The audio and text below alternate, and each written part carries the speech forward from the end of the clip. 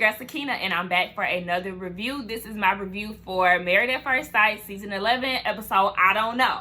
But before we get into the episode, I do want to thank y'all for helping me. We gonna claim it. By the time this video upload, I'm gonna have 400 subscribers.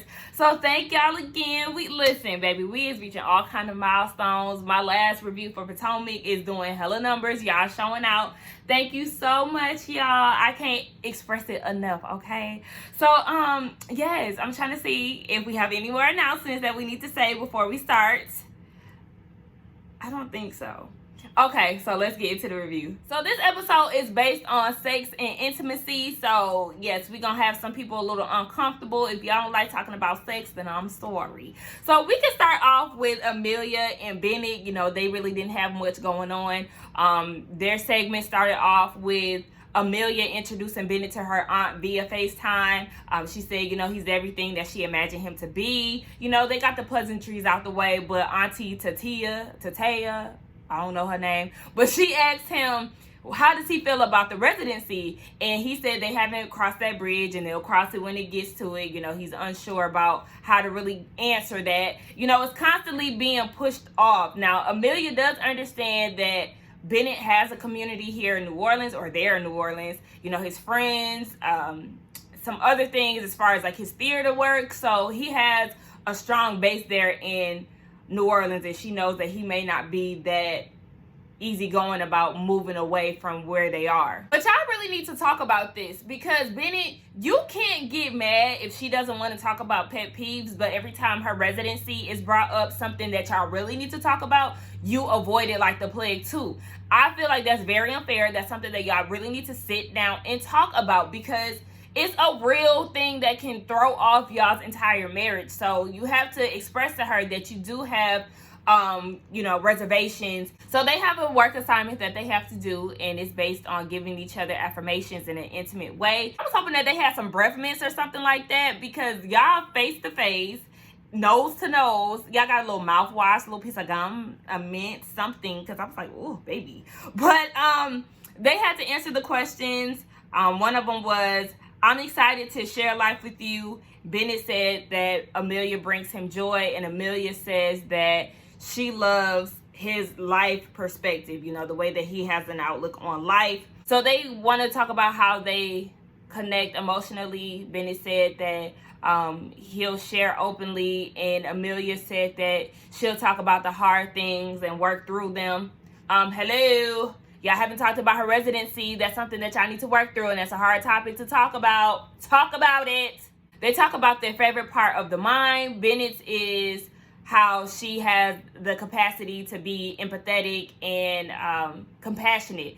And then Amelia says that she likes the way that Bennett jokes around with her and uses big words. You know, his vocabulary is very, very amazing. I'd be like, what? What are you saying? Like, I be Googling some of the shit that he be saying. It's like, damn, I ain't never heard of that word before. Amelia ain't heard some of them words either, and she go to medical school. Favorite parts of the body. Bennett loves Amelia's hips. I said, okay. And she loves his beautiful face, baby. She thinks he's the hottest shit around. And that's how you're supposed to look at your husband. Enhancing sexual connection, expressive.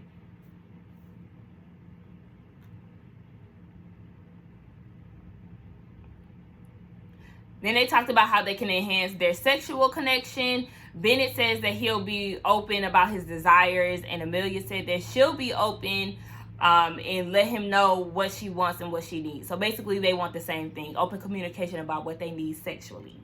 Now we can get to my favorite couple, and that is Amani and Woody. Now they're down at the park, and they have some questions that they need to answer with each other. You know, they kissing and all of that. She had her cute purple lipstick on with that white popping. Oh, that was so cute. I was like, come on, Amani with the slick pony. But they had some questions that they needed to talk about. And one of the questions was the turn-ons. So one of Woody's turn-ons was being honest and being an open ear. And I love that he said that, because it wasn't something sexual. It wasn't something physical. And I was like, Woody, you want to marry me too? Let's do this. No, I'm kidding. I love you and Amani together.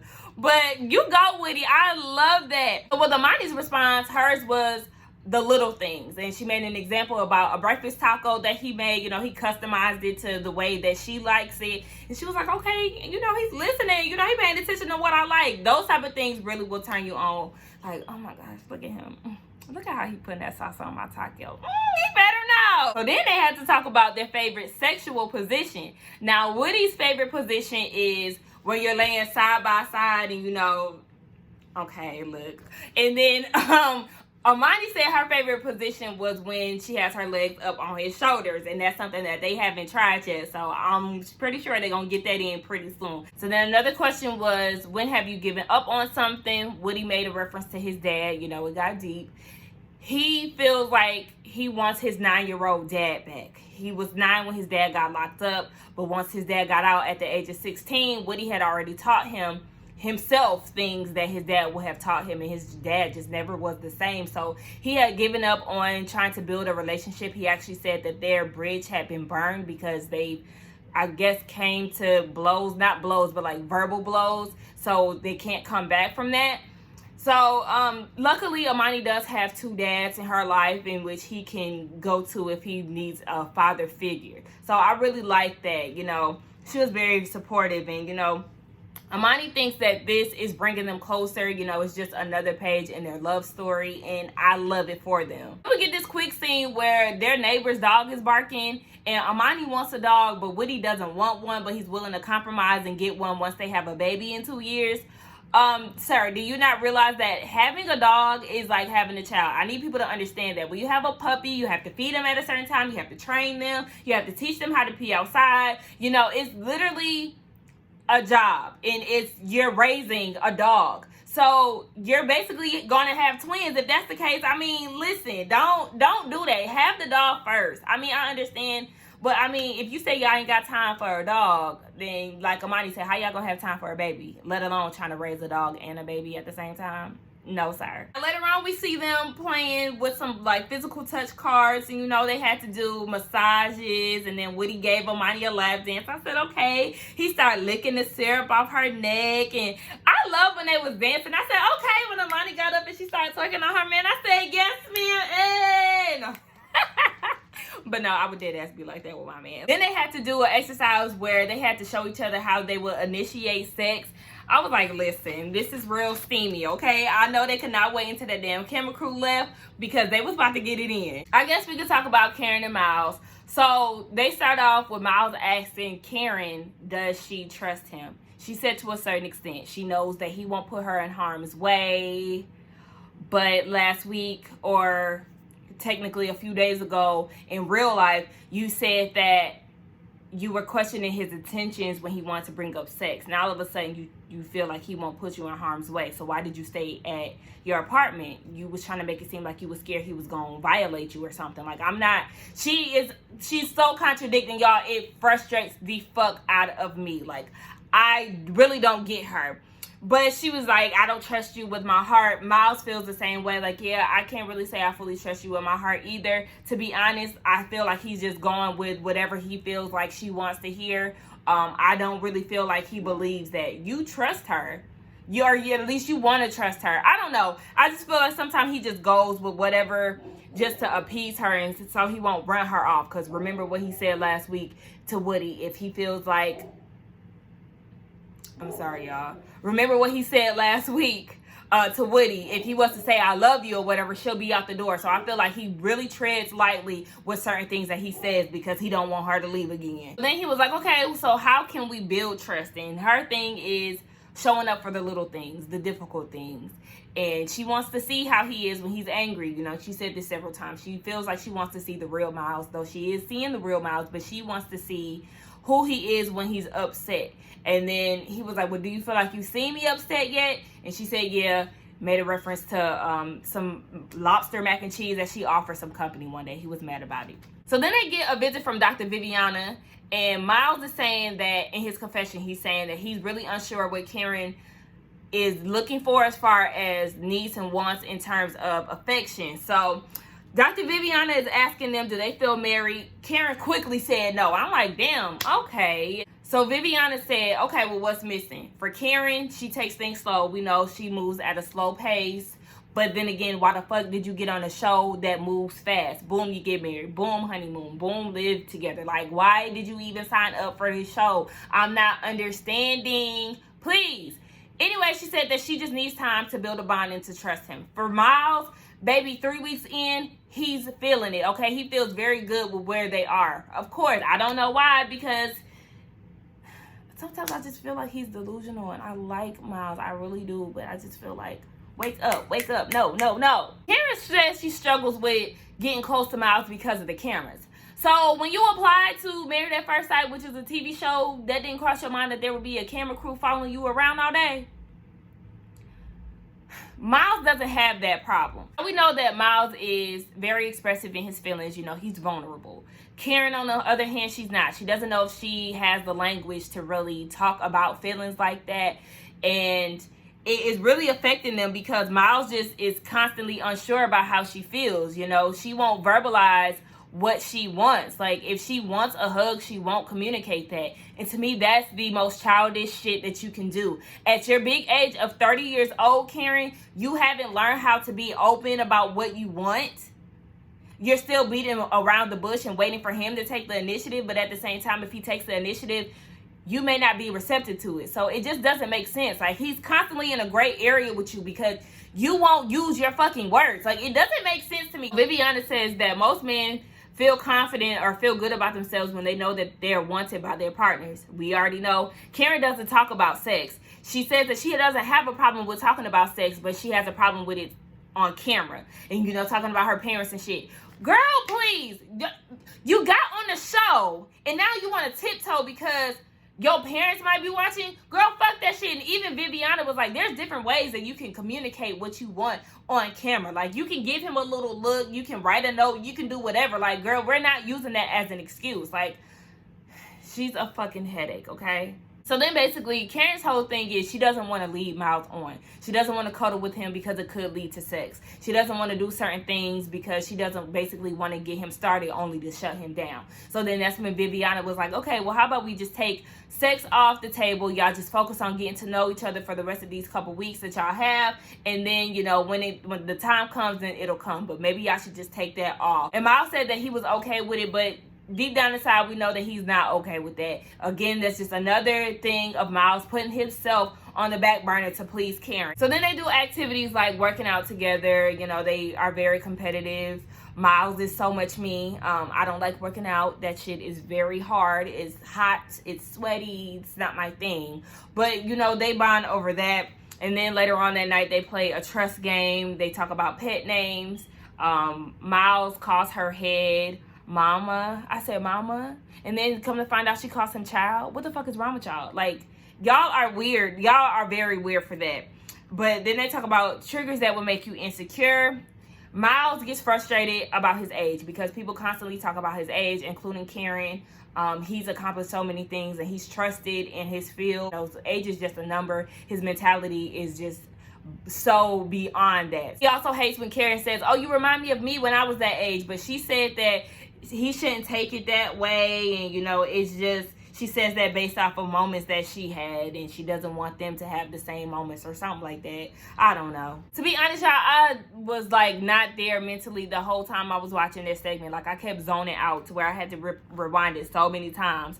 So then they talked about what are they working to change. Karen's working to change Miles' perception of her. Who she is early on is not all that she is. He's also not against affection. You know, it just takes time for all of that. Miles struggles with time because he's looking at it from a forever standpoint, whereas, you know, he's really conflicted on, should we jam all of this up, you know, to the decision day, or should we just let it flow and take our time because we have the rest of our lives? But that's pretty much it with them. We could talk about Brett and Olivia. I can't with them. Viviana came through and was talking to them, and she was asking, do they get along? Yes, they do. Hardly. She asked how they're doing with their marriage challenges, and with Olivia, her issue is them living together. Brett owns a house in which she does not love, so it would of course make better sense for them to go and live at Brett's house, even though it is a good 35 minutes away from her job. Her home where she is now is very much so closer, and it it throws a wrench in their relationship because it is a big deal that they have to talk about. If they were both renters, it would be a little easier. Viviana said maybe y'all shouldn't really talk about that. You know, wait until after decision day, or even look for a house together. Invest in y'all's marriage by searching for a house together. Now, mind you, while they was doing all of this talk about the houses, Olivia was saying what she needed to say, and Brett is being a sarcastic asshole talking about, oh my gosh, stupid equity. What was I thinking? I'm so irresponsible. And it was just so off-putting, like, shut the hell up. And Viviana was like, okay, now is not the time to be sarcastic. Like, cut this shit out. It was so annoying to the fact where Viviana didn't know whether he was for real or not. They got into the topic about feeling like a couple in public. Viviana noticed that Brett had his hand out like that, but he was very hesitant to put it around Olivia's shoulder. It was just laid against the couch because she's not really into, physical touch and all of that. She doesn't like PDA, basically. But Brett likes it. She's basically very similar to Karen in that aspect. But to me, I feel like it's really like that because she doesn't like Brett. Brett has a very annoying personality, so I don't think she really sees it for him. And then Viviana was like, okay, maybe I should cuddle. And then it was uncomfortable for her, so she stopped that. And they talked about sex. Olivia said that Brett can initiate sex, but she might not even be down for it. She really wants to get a deeper connection with him before they take that step. And Brett is like, well, damn, I want you to want to have sex with me. And I totally understand where he's coming from. She just don't see it for him. That's all I can say about it. He didn't make this corny ass line talking about, there's perseverance in their marriage and all of this stuff. But then, when they talk late at night, he sees this smile that the world doesn't get to see. The clouds part, God comes down, angels and all of that. The shit was so corny and everybody knew it. Like, no, she does not believe that shit because Viviana asked her. She was like, I mean, it sounds good. I don't believe it. She don't believe it. The shit was terrible, to be honest. So then we see them later on out eating, and Olivia asks Brett how he thinks that the conversation with Viviana went. He said that it went good, but he can't see himself not thinking about their living situation and kids. And I agree with that. It is something that is hovering over their relationship, so it's kind of hard not to think about it. Olivia says, do you think that you can put it aside for right now? And he just says that it's going to be hard because it's a big topic, like I said. So then Olivia brings up what she wants Brett not to do. She said that she can't stand when he looks at her sarcastically. It's kind of like this dumb look. He acted as if he didn't know, and she was like, well, when you do it, I'll point it out, because I do remember saying when we was on the couch, telling you, don't look at me like that. She did tell him a couple times. She definitely did, because he has that look. He's all of a sudden trying to act like he's so unaware of it and he doesn't know. You're giving her the look right fucking now. Now Olivia's asking him, do you think that you take these moments seriously? And then he was like, hold on, and then he took a bite of his food. That right there shows that you're not taking it serious. It is so frustrating, but he says that he does. So Olivia was like, I feel like in those moments we need to take advantage of those deep conversations, because we have to talk about it, but you are so shut off, like you never, the sarcasm and all of that, that really takes away from the importance or the depth of the conversation. Brett likes to think otherwise. He says that he really means what he says. To me, you using a form of sarcasm is you avoiding the conversation. You're being immature because you're using jokes to hide your emotions. Like, it's so frustrating. I can totally see why she's not attracted to him, because his personality is shit. Olivia's like, well, you give off these beauty pageant responses, and even when you said that thing about the smile, like, why you couldn't tell me this behind the scenes? The same issue that Christina has, and she's like really questioning what's going on. And she was like, in her confessional, I'm frustrated with him because I just feel like I'm wasting my breath. He doesn't really get it. Like, it's not clicking to him. It's beating a dead horse. It's give it up. So then he goes and tells her, oh, but you're arguing with yourself. But Olivia was like, I want to be real open and honest. And, I feel like you're a different person when the camera's around. Are you putting on for the camera? Call him out. That's right. Like, I love the fact that she called him out, because Woody sees it. Henry sees it. Bennett sees it. Like, everybody sees that your husband is full of shit. Honey, no, we're not here for it. Christina sees it. Honey, the whole cast. So then he wants to be real combative and tit for tatty with her, and was like, oh, well, you're way more reserved when you're on camera. So basically he could say the same thing about her. And she was like, oh, well, I'm being open and honest right now. So what can you say about that? And he was like, oh, well, that's a first. Olivia sees that he's clearly playing games. So then she asked him, do you want to be in this marriage with me? He was like, I make this very clear. And she was like, no, answer the damn question. And he was like, oh, you're really insecure. And you know, she brushed it off like it was nothing, but it really would have pissed me off. But I'm kind of glad that she didn't let that get to her. Now later on, we see them down at the bar. They're doing a bartending class to try to, you know, ease up the little tension that they have. And Olivia is very happy in this moment. Like, I can tell when she's out having a good time, her personality really shows. They were making her favorite drink. And what was it? What is it called? A Ramos Gin Fizz. It was got egg whites in it. I was like, ew. But they make the drink, and then at the end they go out. And she was like, so should we hash it out? Should we talk about what we talked about yesterday? Brett says, no, there's nothing to hash out. There's no resolving it. And she was like, what do you mean? Like, no, what are you talking about? But nope. To him, he feels like there's nothing to talk about. And she wants to bring Dr. Kyle in to really mediate their situation. But he feels like he doesn't have any issues. So basically, she'll be working it out herself. Throw the whole husband away, okay? Let's just move on to the next person. Now we can talk about Henry and Christina. Their situation, Dr. Vivian came in and they had a talk with her. She wants to know how the marriage is going. They both agree that it was a rocky start, but they're starting to get to know each other. Henry definitely was awkward in the beginning, but he's making strides to, you know, branch out a little bit more. He also mentions too that he's not that expressive, and it tends to make Christina feel like he's unemotional. Dr. Viviana said, no, you're not unemotional. You're just not good at expressing them. And I like that she said that. And then Henry said that he's only basically been on a few dates or dated casually, basically.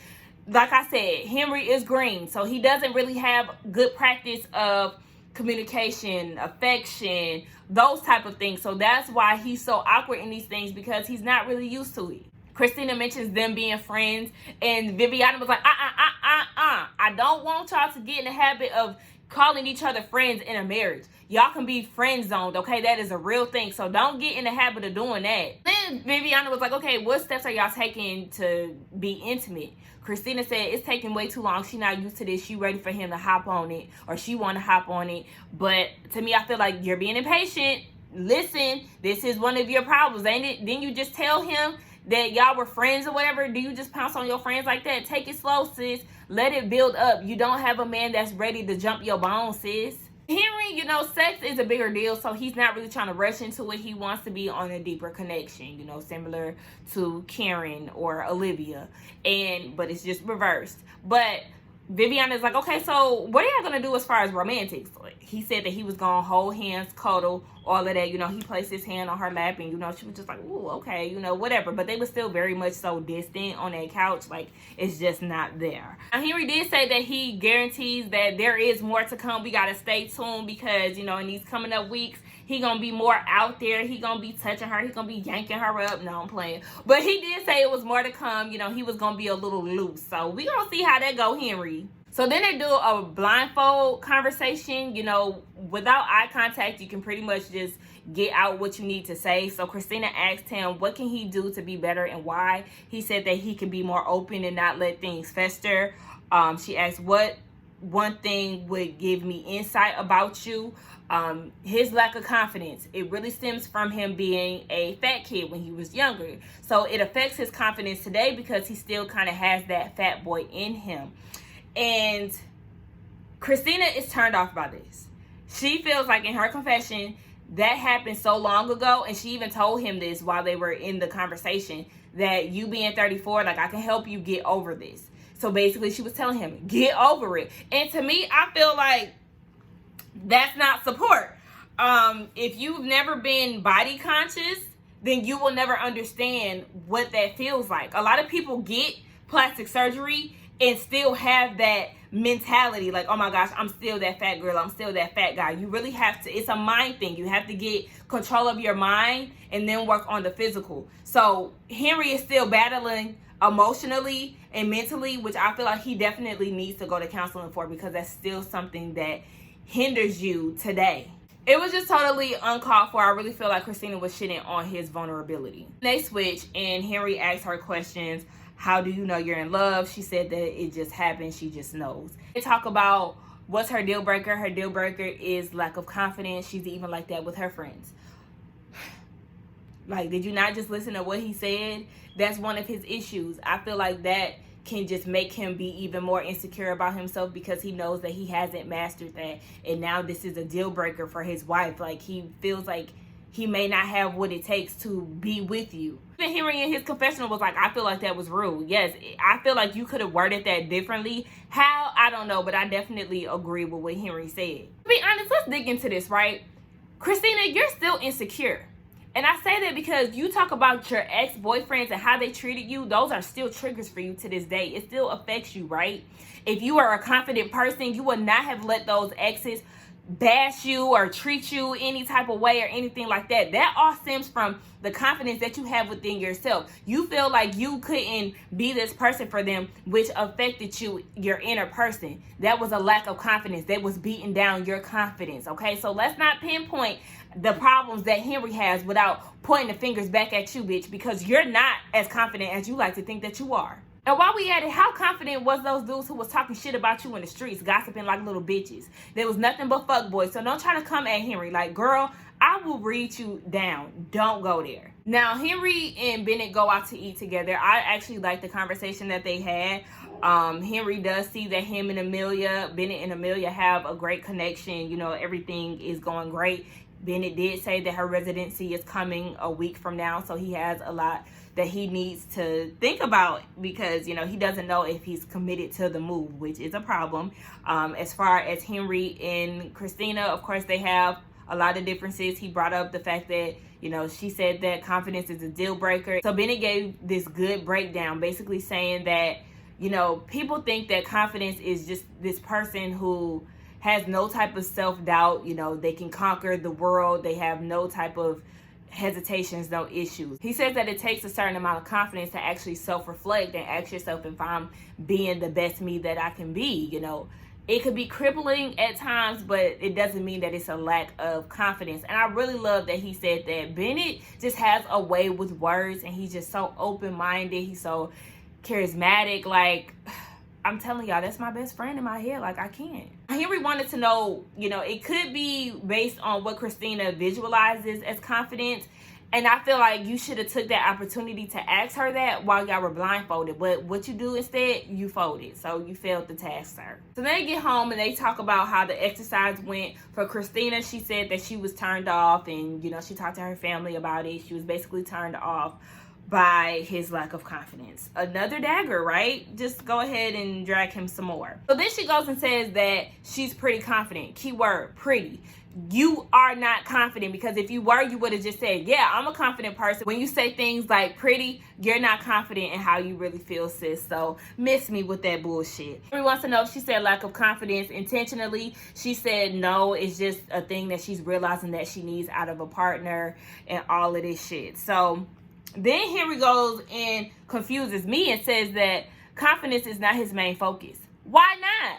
I feel like it is something that he wants, because he did say that he admires people that, you know, can walk up to girls and all of this thing, you know, throw a ball. These are things that he really likes, but he feels like he's stuck where he is. You're not stuck. You just have to do the work to build up your confidence, Henry. And that's the thing. That's where I was like, what the hell is going on here? Hold on. Like, that's when I had to give him a side eye. Christina feels like there's something deeper there, but she doesn't know what. It's that fat kid mentality. He already said it. He says that it's nothing deeper. That's the issue right there. But I feel like he just doesn't want to be vulnerable again, because she shitted on what he was saying. So they just have a lot to do. I just feel like, you know, Henry wants to be different, but he doesn't know how. He feels the pressure now that he can't give his wife what she wants. I don't really see them making it anymore. Just when I feel like they're improving, they take 10 steps back. So I don't know. But yes, y'all, that was my thoughts on the episode. Y'all tell me what y'all think. I think that the episode was okay. Don't forget to like, comment, subscribe to my channel, and I will see y'all in the next one. Bye.